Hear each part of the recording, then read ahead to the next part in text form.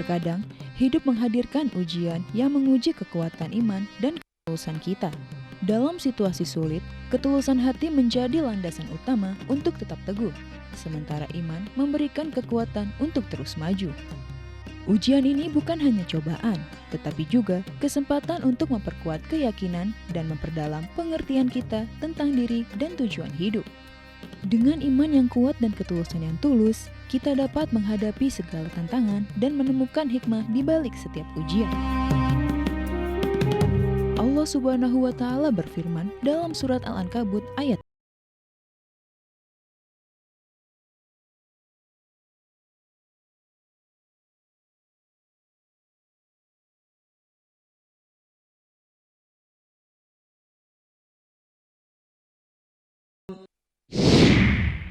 Auzubillahi minasyaitonirrajim. Bismillahirrahmanirrahim.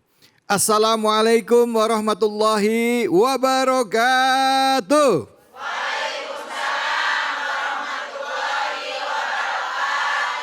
Senang sekali kita semua juga bisa kembali bersilaturahim dalam program kesayangan kita dalam rangka untuk menambah keimanan, ketakwaan kita, yaitu program Cahaya Hati Indonesia. Pertama-tama mari kita panjatkan puji dan syukur atas karyat Allah Subhanahu wa Ta'ala. Tidak lupa kita berikan salawat dan salam kepada junjungan kita manusia yang mulia Nabi besar Muhammad sallallahu alaihi wasallam beserta keluarga, sahabat dan umatnya yang setia hingga akhir zaman. Bu, pernah diuji nggak Bu? Diuji sama suami pernah? Sama anak pernah? Sama mertua pernah? Sama mantu pernah? Ya kencang banget emak-emak sebelah saya ini. Bentuk ujiannya macam-macam ya Bu. Ada yang diuji sama kaya dengan harta. Ada juga diuji dengan serba kekurangan. Betul apa betul? Gimana caranya sebagai orang yang beriman kita bisa menyikapi ujian tersebut. Nah ini sudah pas tema kita yaitu iman dan ketulusan di balik ujian. Dan sudah hadir bersama kita insya Allah guru kita Al-Mukarram.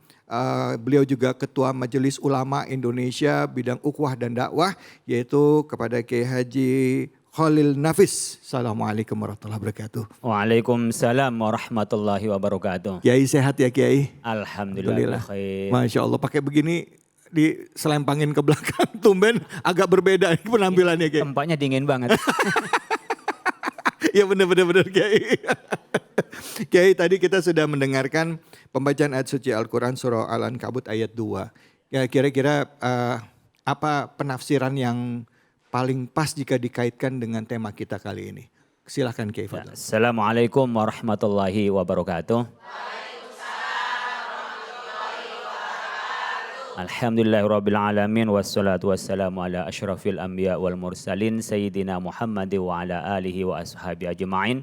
Subhanaka la ilma lana illa ma 'allamtana innaka antal alimul hakim. Bapak Ibu sekalian yang kami hormati, tadi ditanya oleh saya nyebutnya Mas David ini ya, Ustadz David tentang ujian. Ibu memahami ujian itu apa, Bu? Ujian itu apa ujian itu? Cobaan katanya. Cobaan, yeah. Tes. Mau naik kelas atau mau turun. Tidak lulus. Atau tetap. Sama itu dengan kita dalam iman, itu diuji, bisa naik keimanan kita, bisa tetap stuck atau turun. Nah, ini kita ingin menafsirkan tadi dibaca di awal dalam surah Al-Quran, surat Al-Ankabut ayat 2 ya. Karena kalau ayat 1 ini memang ini ayat-ayat yang tak bisa kita maknai sendiri. Ya, disebut dengan mutasyabihat. Alif lam mim. Disebut wallahu a'lam bishawab. Itu bukan maknanya Bu, artinya Allah yang Maha Tahu, kita tidak bisa mengetahuinya.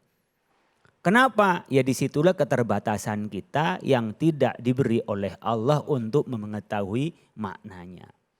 Kemudian ada muhkamat, ayat-ayat Al-Quran yang bisa dicerna oleh kita. Nah coba kita lihat tafsir Al-Quranil Azim lil Imam Abil Fida Al-Hafidh Mukatsir Ad-Dimashqi. Ini wafatnya 774 Hijriah, lahirnya tahun 701, jadi umur 73. Ini Ibnu Katsir ini umurnya 73 hidupnya. Ini sudah lama. Karena a'maru ummati baina sittin wasami. Umur kita ini Ibu antara 60 sampai 70 tahun. Wa qalla man jawaza dzalik, sedikit yang melewati umur 70. Ini ada yang sudah umur 70? Belum 60? Insya Allah sebentar lagi. Alhamdulillah kalau senyum berarti sudah siap meninggal. Siap menghadap Allah dengan amal-amalnya. Nah, di antara siapnya adalah ahasiban nasu ayyutraku ayyaqulu amanna wahum la yuftanun. Ahasiban nasu ayyutraku ayyaqulu, apakah mengira orang-orang itu ayyutraku dibiarkan, apa ngira akan kami biarkan kata Allah. Ayyaqulu amanna, mengatakan beriman, ya. Wahum la yuftanun, mereka tak pernah diuji. Jadi jangan mengira asyhadu alla ilaha illallah wa asyhadu anna muhammadar bersyahadat kemudian tidak diuji oleh Allah. Kadang mikir, kok saya beriman kok tahu banyak ujian ya Pak. Kenapa? Ya dulu pengen punya suami. Pas punya suami bikin jengkel. Ya, pengen punya anak. Pas punya anak nggak bisa diatur.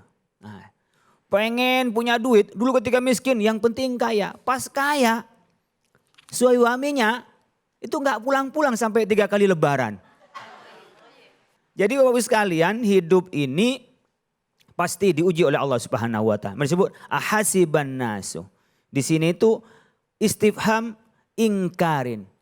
Jadi pertanyaan itu pertanyaan jangan kau kira. Jadi pertanyaannya tuh ingkar. Gak mungkin terjadi Anda beriman lalu tidak dicoba. Apakah mengira? Nah, dikira saya gak ngerti apa? Berarti kan saya ngerti. Dikira saya tidak punya duit apa? Nah, itu kira-kira. Hasiban nasu ayutraku ayu. Apakah dikira akan saya biarkan?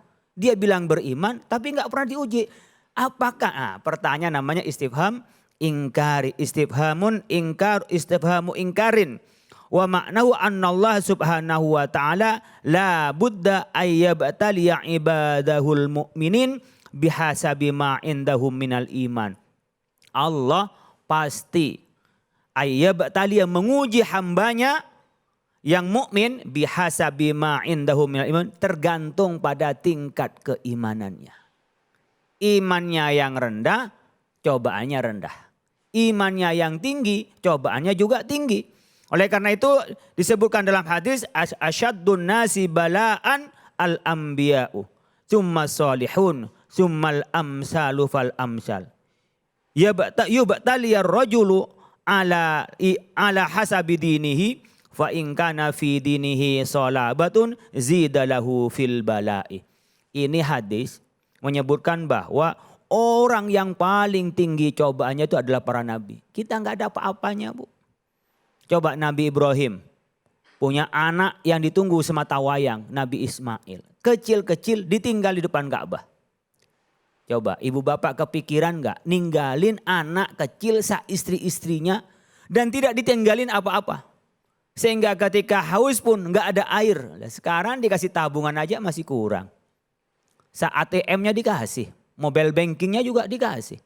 Kita masih kurang tuh. Ini depan Ka'bah nggak ada air, anak masih kecil, balita ditinggal oleh Nabi Ibrahim hanya dengan Siti Hajar. Sehingga ketika haus nyari air dari sofa ke Marwah. Berapa kali? 7 kali. Setelah dewasa, falamma balagha ma'hu sa'ya, diperintah untuk apa? Disembelih. Coba, itu Nabi. Makanya keturunan Nabi Ibrahim itu sampai Nabi Muhammad jaraknya sebagian ulama mengatakan 5.000 tahun. Jadi turunnya Nabi. Karena sabarnya itu. Kalau kita nggak ada apa-apa, paling nggak punya duit. Paling makan kurang enak. Ya kan? Ya paling penyakit-penyakit dikit lah Bapak Ibu sekalian. Kalau dibandingkan dengan para nabi. Kemudian siapa? Summas solihun. Kemudian orang-orang soleh. Kadang-kadang ibu bapak dikira ustadz itu yang soleh-soleh nggak ada cobaannya apa? Ustadz itu paling repot Bapak Ibu sekalian. Kenapa paling repot? Dikira sama orang gak punya masalah. Sehingga ibu-ibu ngadunya sama ustadz. Padahal masalahnya ustadznya juga lebih banyak Bu. Ustadz itu dikirain enak Ustadz. Tanya Ustadz David itu. Kalau kita lagi syuting, kita diundang ceramah, nyampe di rumah jam berapa? Jam 1 malam. Jam 3 berangkat lagi ngisi TV. Sampai lupa sama istrinya. Apalagi mau kawin lagi, lupa Bu. Dikira enak-enak terus gitu. Itu orang soleh. Dia harus puasa. Kenapa? Harus lebih baik. Yang orang lain bisa makan sambil jalan, itu nggak sopan bagi kiai. Jangankan sambil jalan, jalan aja nggak pakai kopiah dianggap nggak sopan gitu. Jadi orang soleh lebih banyak cobaannya. Jadi ibu bapak sekalian disampaikan oleh Al-Quran. Ahasiban nasu ayyutraku ayyaqulu amanna wa hum la yuftan. Jangan pernah kita berpikir hidup ini tidak ada cobaan. Kalau mau berhenti dari cobaan, mati. Maka rohatun ba'dal maut. Kalau kita mau istirahat setelah kematian. Makanya para orang soleh itu kalau ada kematian nggak takut. Beda sama kita takut mati terus. Ya, baik alhamdulillah. Terima kasih banyak Kiai. Bu. Bu. Kapan ujian itu ada? Ada terus. Selama apa? Selama kita masih hidup ya, sebagai salah satu bentuk ya Allah menguji kita keimanan kita. Betul apa betul Bu? Bu? Betul aja. Nih ngobrol-ngobrol kita hari ini akan kedatangan, sudah hadir bersama kita di studio, itu seorang anak muda ya yang dari usia 20-an tahun sudah menderita penyakit ginjal ya, dan banyak hal dari kehidupan yang dijalani itu tidak mudah, dan ternyata sampai sekarang di usia ke-30-an ya beliau ini terus menjalani kehidupannya. Bahkan juga dalam kehidupan sehari-hari beliau memiliki seorang istri dan juga seorang anak. Apa sih hikmah yang bisa kita ambil dari tokoh yang jadi bintang tamu kita ini? Yuk kita sambut, ini dia sahabat kita. Assalamualaikum warahmatullahi wabarakatuh, Yasir Al-Habsyi. Masya Allah. Waalaikumsalam warahmatullahi wabarakatuh. Yasir apa kabar? Silakan Yasir, silakan Kiai. Ya. Boleh berdiri kan? Ya. Yasir apa kabar? Yasir sehat ya? Alhamdulillah, siap-siap. Assalamualaikum Muhammad. Ya, Yasir, kita nanti mau ngobrol-ngobrol sama Yasir soal bagaimana Yasir menghadapi penyakit dari usia 20 tahun ya? 22 tahun ya? Sekarang umur 31. 31. Dari umur 9 tahun. 9 tahun. Dari 22 sejak divonis sampai sekarang. Ya. Apa sih terapi yang dilakukan untuk menghadapi penyakit? Sampai sekarang masih menjalani cuci darah seminggu 2 kali. Seminggu 2 kali cuci darah. Selama 9 tahun itu dijalani terus? Iya. Allahu Akbar. Baik, nanti kita akan ngobrol-ngobrol banyak dengan Yasir. Jadi jangan kemana-mana ya. Tetap di sini di Cahaya Hati Indonesia.